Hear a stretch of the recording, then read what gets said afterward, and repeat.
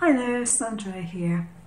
Now I just thought I'd give you a little quick tip. At the moment the Juliet doesn't have any tools for holding pens other than the one pen that Siser do. It doesn't have a score tool yet. Now I'm sure this is something which will follow relatively quickly, but for the time being, should you want to make things which need score lines, you can use a pencil, but not the traditional sort.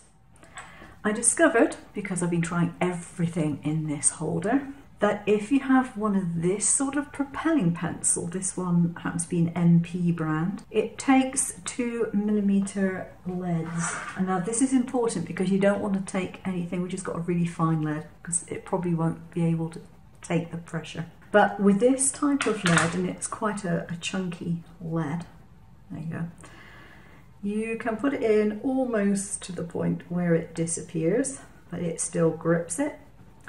And you can put it in here and just wedge it in.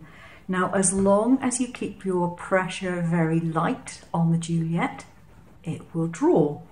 So you might decide you want a pressure of something like 11 to 15, something like that, maybe higher. Do a little experiment and find out what suits your machine.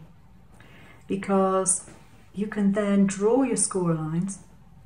You can score them manually and at least then erase your score lines, and then that's it, you're done.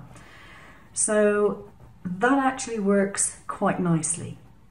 The other thing is, if you want to use a pen in there for the time being, what I suggest you do is you get yourself some self-adhesive craft foam.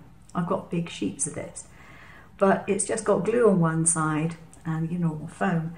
Now, instead of trying to make it go in a circle like this and put it in, which will be next to impossible, I can tell you that already, what you want to do is to get a pair of scissors and snip off little pieces like that. Get some tweezers, take the backing off, and then stack these around the outside edge like that.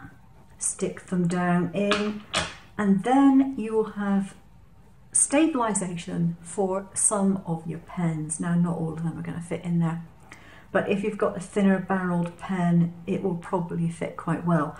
And if it's stabilised well enough at the top, then you don't really have to worry about the bottom too much.